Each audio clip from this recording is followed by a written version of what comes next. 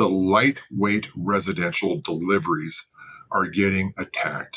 Shippers are going to be forced into other modes, build other weights. In essence, hyperinflation is getting imposed into the lightweight e-commerce market, regardless of what you hear about 5.9% general rate increases. Welcome to Parcel Perspectives, the podcast dedicated to small parcel shippers. I'm Glenn Gooding, and each episode, we dive into insights, best practices, and strategies to help you navigate this complex, costly market.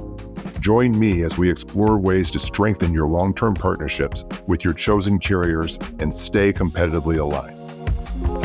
Hello, everyone. Thanks for joining me for another session of Parcel Perspectives. Hey, today I want to try to shed a very specific, focused light on what is happening in the marketplace from a rate increase perspective. Now, all of you have heard many, many times about general rate increases, 5.9. I'm not here to bore you to death with that type of discussion today. What I am here to do is to offer you, I think, some of the exceptions that I'm seeing that are really going to create havoc in the marketplace starting this month and really taking effect in 2025. So from a high-level perspective, let's kind of get just a macro perspective of what I'm seeing in the marketplace. First of all, let's talk about very lightweight parcels. In a previous session, I did some discussion around what the post office is doing, USPS, with regard to Parcel Select, postal aggregators, per ounce billing. All that is still in effect. It's very, very impactful in the marketplace. It's going to be pushing per ounce Parcel Select shipments into a ground advantage network or into a UPS, FedEx, or regional carrier network at a substantially increased expense, billed either at 8 ounces, 16 ounces, or higher weights. In addition to that, the post office has announced they are no longer going to allow for dual labeling of parcels. What does that mean? That means, for example, postal aggregating for UPS SurePost. In a UPS environment, if you were to look at a SurePost package, it would have two addresses on the shipping label. One would be for the consignee, including the consignee address. The second would be for the local delivery post office, otherwise known as the DDU. And in the UPS world, with their technology and their labor agreement, if they have another parcel going to that same consignee on the same day to accompany that SurePost package, they will divert that parcel from a post office drop-off for USPS final mile delivery and actually make it a brown UPS driver delivery, 2 parcels on the customer's doorstep. Brilliant move by UPS. The challenge going forward is USPS is not going to allow these dual labels. That, in effect, is going to force UPS into a 100% brown delivery SurePost environment. Now, more on that topic probably in future sessions.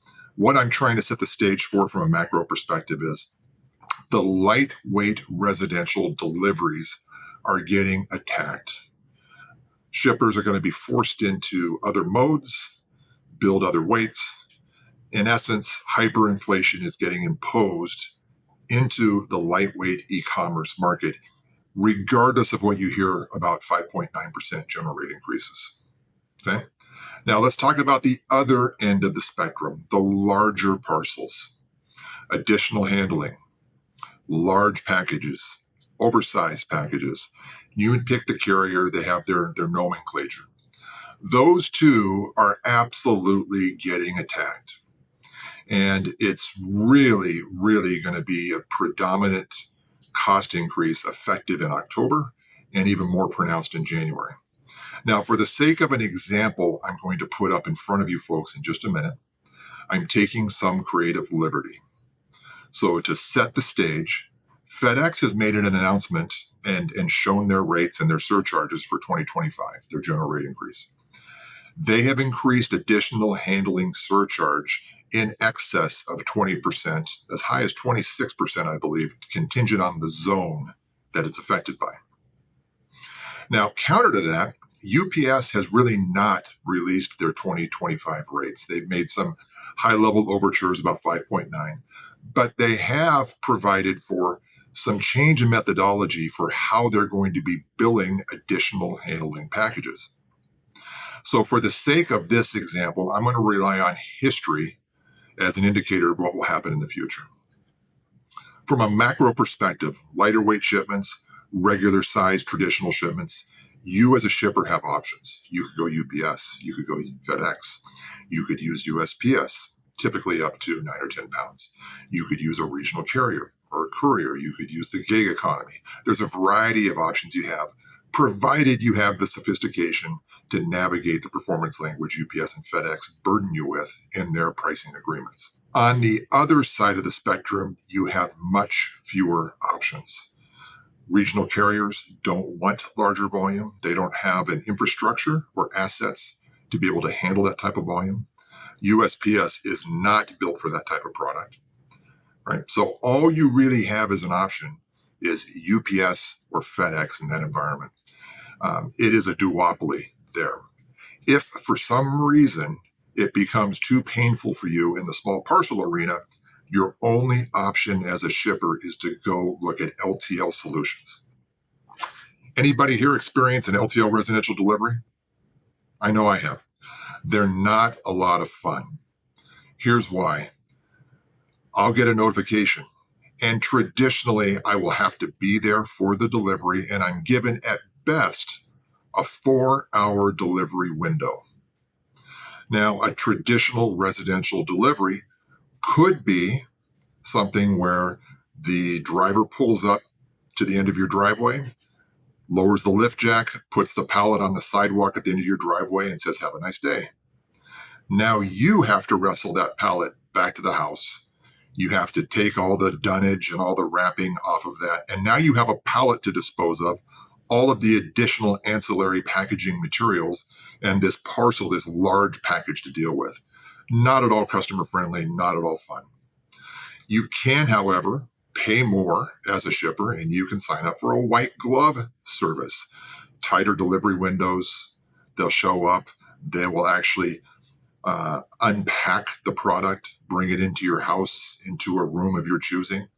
Okay, it's a much nicer delivery experience, but my goodness, you pay a lot of money for that. That's super expensive. So the reality is with these larger parcels, you're kind of a captive audience. So I'm going to share my screen here, and I want to show you what UPS has announced. And then I want to give you an example using the creative liberties I'm talking about, being that FedEx announced surcharge increases for additional handling. UPS has not done that yet, but they have talked about a different billing methodology. I've taken those two and combined them together, knowing that in a duopoly, what one carrier does, the other is more than likely to do. All right? So here is a very quick clip of what UPS has announced. First, highlighted in yellow at the top, you can see that if you are paying your UPS invoices via credit card, you are now going to get an additional surcharge equal to 2% of the total amount paid. That is effective October 26th. Okay, fairly simple. Hope you understand that. Now, effective October 21st. There's a variety of things happening, and we'll unpack things like zip codes and zip codes aligned to certain zones and things. Separate discussion. But what's important here is the third bullet point.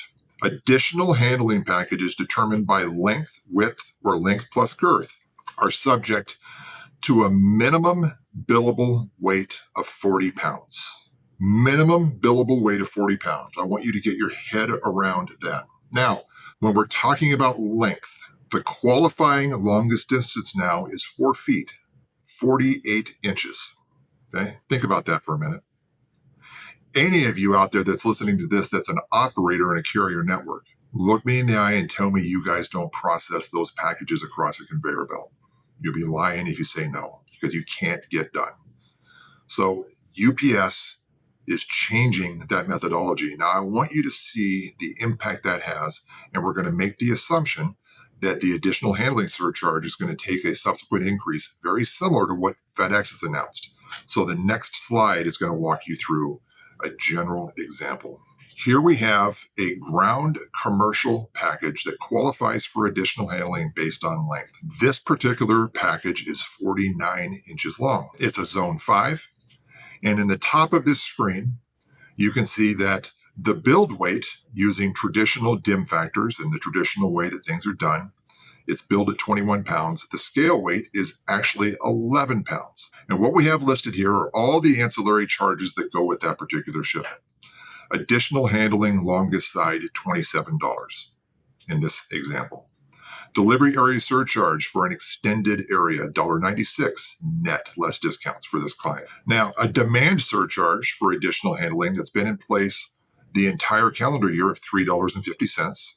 Fuel surcharge of $5.11. And a ground commercial rate of $8.24. All of that adds up for this one parcel shipped today to be $45.81. Now, let's apply UPS's new billing methodology along with FedEx's announced increases on additional handling surcharges. The additional handling longest side now moves from $27 to $34. The delivery area surcharge takes an increase to $2.10.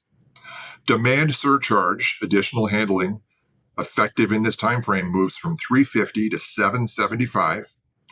Fuel now is applied to these things, so it's $7.29. And the ground commercial collect is now billed at 40 pounds, not at 21, for $14.27. All in, this parcel is taking $19.60 of increase, or 42.8% increase. I want you to think about that for a minute and tell me how that aligns with what's being postured in the marketplace around a 5.9% general rate increase. Sobering, isn't it? So now the question you're probably asking, what the heck do I do about this? What can I do about this? I've already told you, you're kind of hostage to the duopoly here. Here's my recommendation. You need to do a thorough analysis of your parcel shipping characteristics, from lightweight all the way to the heavier ones. You need to understand where the money is going in your supply chain portfolio, your portfolio that you're tendering to the carriers of your choosing. You need to quantify what these changes mean to you as a business. So one would come back and probably challenge me. If they're both doing it, how in the heck do I get one to move off these charges? In fact, you may not. That's a possibility. So now what to do? Well, let's leverage some other macroeconomic conditions. Average daily volume in the U.S. right now is down. There is capacity in the small parcel delivery network. UPS, FedEx, USPS, they're all clamoring to bring the right business into their network. So my recommendation is what iDrive professes on a regular basis. Look at your spend holistically, understand where the money is going, and articulate an ask of the carrier that doesn't pin them to acquiescing on these specific charges, but forces them either to win or retain your business to find other ways of making you whole as a shipper. I hope that helps you. I'd love to chat with you about this in greater detail if you have any interest. Again, look for us, Parcel Perspectives. Thank you so much for your time today. I look forward to speaking with you again in the near future.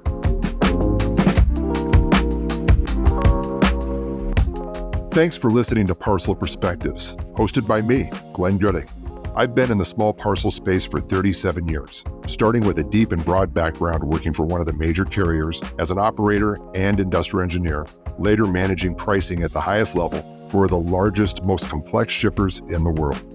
Since then, I've been a national thought leader and worked to help drive strategy for clients from Fortune 50 companies to startup e-commerce businesses, helping them more competitively align in this complex and expensive market. If you enjoyed the show, please subscribe and share with friends. Join us next time for more expert advice and strategies to stay ahead of the shipping game.